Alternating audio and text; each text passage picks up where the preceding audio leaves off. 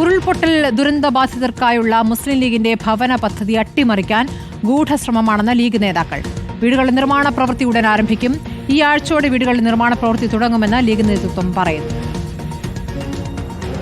ആ മേഖലയിലെ ദുരിതബാധിതരായ അനേകം മനുഷ്യർക്ക് വീട് നിർമ്മിക്കുന്നതിന് വേണ്ടി മുസ്ലിം ലീഗ് വാങ്ങിച്ച ഭൂമി അത് അനാവശ്യമായ വിവാദം സൃഷ്ടിച്ചുകൊണ്ട് അതിനെ ഒരു നിയമക്കുരുക്കിലേക്ക് കൊണ്ടുപോകാൻ വേണ്ടിയുള്ള ബോധപൂർവമായ ഒരു ശ്രമം നടക്കുകയാണ്. ഞങ്ങളെടുത്ത ഭൂമിയിൽ സമയബന്ധിതമായി ഞങ്ങളതിൻ്റെ നിർമ്മാണം ആരംഭിക്കും.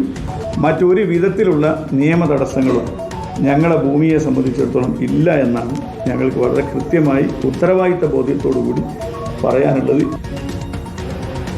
ദീപക് മോഹൻ വിവരങ്ങളുമായി. ദീപക്, ഇപ്പോൾ ലീഗ് നിർമ്മിച്ചു നൽകുന്ന വീടുകളുമായി ബന്ധപ്പെട്ട പല വിവാദങ്ങളും ഉണ്ടായിട്ടുണ്ട്. വിവാദങ്ങളൊക്കെ നിഷേധിക്കുകയാണോ ലീഗ്? ഇപ്പോൾ ഭവന പദ്ധതിയുമായി ബന്ധപ്പെട്ട എന്താണ് ഔദ്യോഗിക വിശദീകരണം?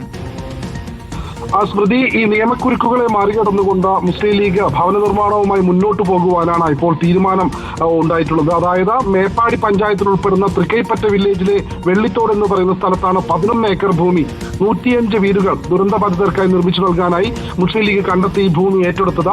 ഈ ഭൂമിയുമായി ബന്ധപ്പെട്ടാണ് വലിയ വിവാദങ്ങൾ വന്നത്. പക്ഷേ ഇത്തരത്തിൽ വിവാദങ്ങൾ പെടുന്ന ഒരു കാര്യമില്ല. കാരണം ഇത് തോട്ടഭൂമിയല്ല, ഇതിൽ നിർമ്മാണ പ്രവൃത്തി ആരംഭിക്കാൻ കഴിയും. ഇതൊരു നിയമക്കുരുക്കും ഈ ഭൂമിയുമായി ബന്ധപ്പെട്ടില്ല എന്നാണ് മുസ്ലിം ലീഗ് നേതൃത്വം ഇതുമായി ബന്ധപ്പെട്ട് നമുക്ക് നൽകുന്ന വിശദീകരണം. ഈ ആഴ്ചയോടുകൂടി തന്നെ വീടുകളുടെ നിർമ്മാണ പ്രവൃത്തി ആരംഭിക്കും.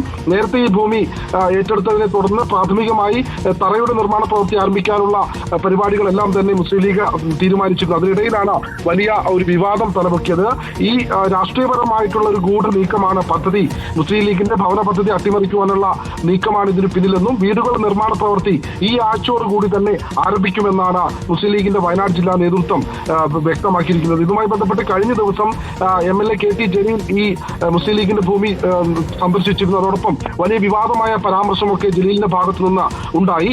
നേരത്തെ ഈ മുസ്ലിം ലീഗിന്റെ ഭവന പദ്ധതി എന്ന് പറയുന്നത് പകൽ കൊള്ളയാണെന്നത് വരെ ഈ ജലീലിന്റെ ഭാഗത്തു നിന്ന് പ്രതികരണം ഉണ്ടായി. ഇതുമായി ബന്ധപ്പെട്ടാണ് കഴിഞ്ഞ ദിവസം മുസ്ലിം ലീഗിന്റെ വയനാട് ജില്ലാ നേതൃത്വം പത്രസമ്മേളനം വിളിക്കുകയും ഈ ഭൂമിയുമായി ബന്ധപ്പെട്ട യാതൊരു തരത്തിലുള്ള നിയമക്കുരുക്കുകളുമില്ല, നേരത്തെ Vythiri land board village officer വഴി മുൻ ഭൂവുടമയ്ക്ക് കാരണം കാണിക്കൽ നോട്ടീസ് നൽകിയിരുന്നു. അതുമായി ബന്ധപ്പെട്ടൊക്കെ കൃത്യമായി തന്നെ ഇടപെടലുകൾ നടത്തിയിട്ടുണ്ട്.